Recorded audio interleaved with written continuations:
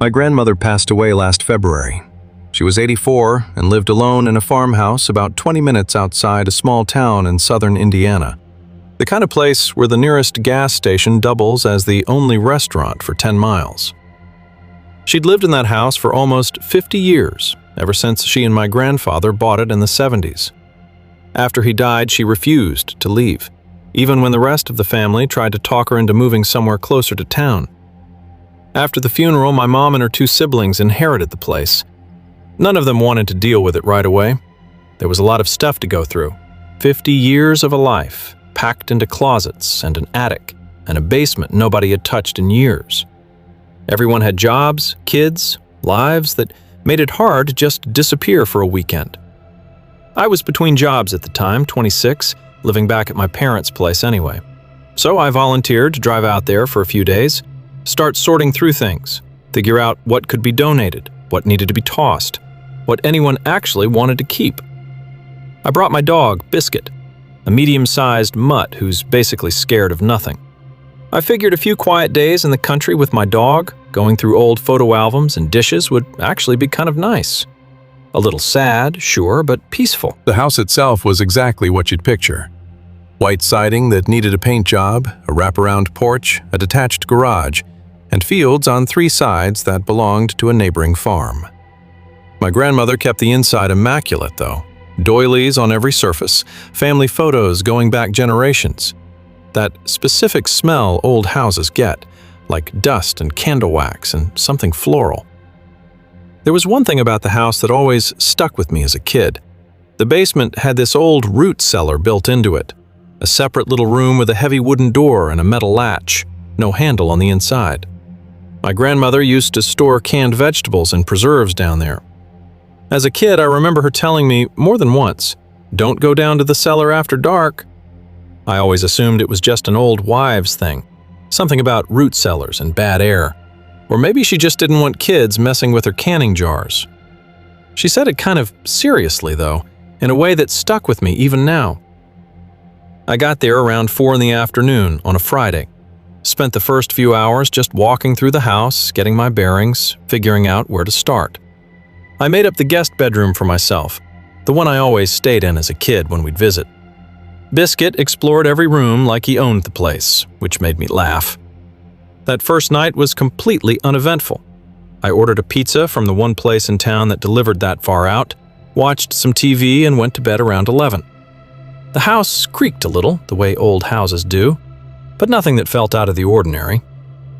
Saturday, I got to work.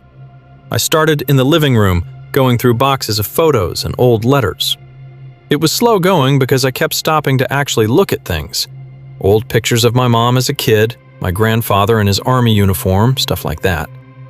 Around 2 in the afternoon, I went down to the basement to see what kind of shape it was in before tackling it the next day. The basement was mostly what I expected.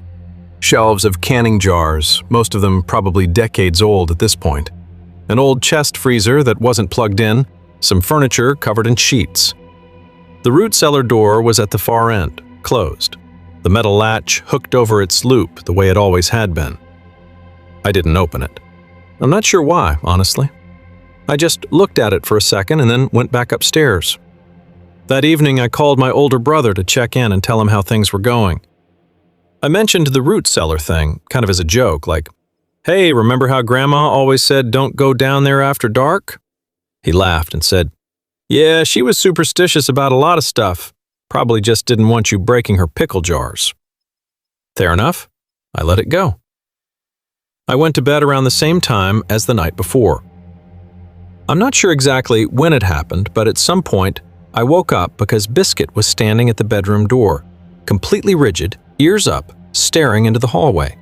He wasn't barking, just standing there, perfectly still, like he was listening to something. I sat up and listened, too. At first, I didn't hear anything, then I heard it. A faint sound, almost rhythmic, coming from somewhere below us. It sounded like footsteps, slow ones, on a hard floor. I told myself it was the house settling. Old houses make noise, especially at night when the temperature drops and everything contracts a little. I checked the time. It was 1:47 in the morning. Biscuit eventually relaxed and came over to lie down next to the bed, but he kept his head up for a long time after that, ears twitching at every little sound. In the morning, I went down to the basement to keep sorting through boxes. That's when I noticed it. The root cellar door was open. Not wide open, just a few inches.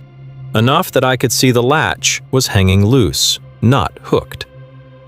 I stood there for a second, trying to remember if I'd left it like that the day before.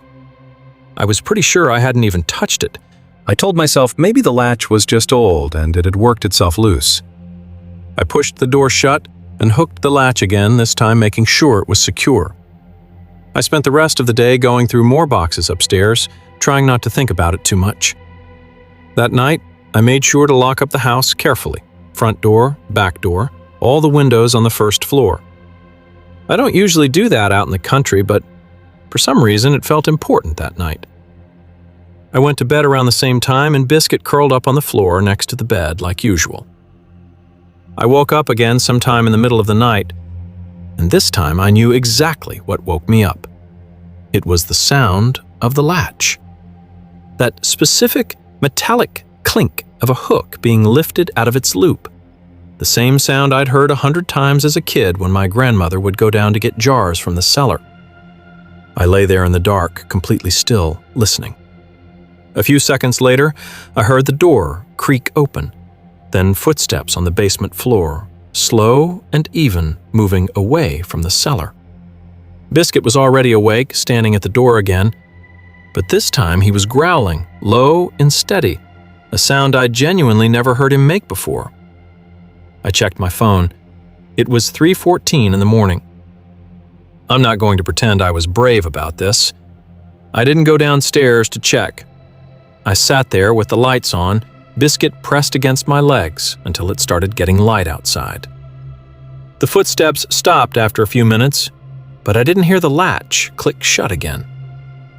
When the sun came up, I made myself go down to the basement. The cellar door was open again, wider this time, maybe a foot or so. The latch wasn't just unhooked. It looked like it had been pulled away from the wood slightly, like something had pulled on it with some force. I stood at the top of the basement stairs for a long time before I made myself walk over and look inside the cellar. It was just shelves. Rows of old canning jars, some empty, some still sealed with decades-old preserves inside, a few pieces of furniture stacked against the back wall. Nothing was disturbed that I could see. No broken jars, no footprints in the dust on the floor that I could make out, nothing obviously out of place. I packed up my car that morning. I told my mom I'd gotten through most of the upstairs and that someone else could come finish the basement another time. She didn't ask why I was leaving early, and I didn't explain. I just said I had some things come up. My uncle ended up going out a couple weeks later to finish clearing out the basement before the house went up for sale. I asked him, kind of carefully, if he'd noticed anything weird about the root cellar, the latch, anything like that. He said the only thing you noticed was that the latch was broken, like it had rusted through at some point and just snapped off. He said it must have happened a while ago since the metal looked old and corroded where it broke. The house sold within a couple months, faster than anyone expected. I haven't been back since that weekend, and I don't plan on going back. I still don't know what was making those footsteps or what, if anything, was down in that cellar. I just know that whatever my grandmother was warning me about all those years, I believe her now.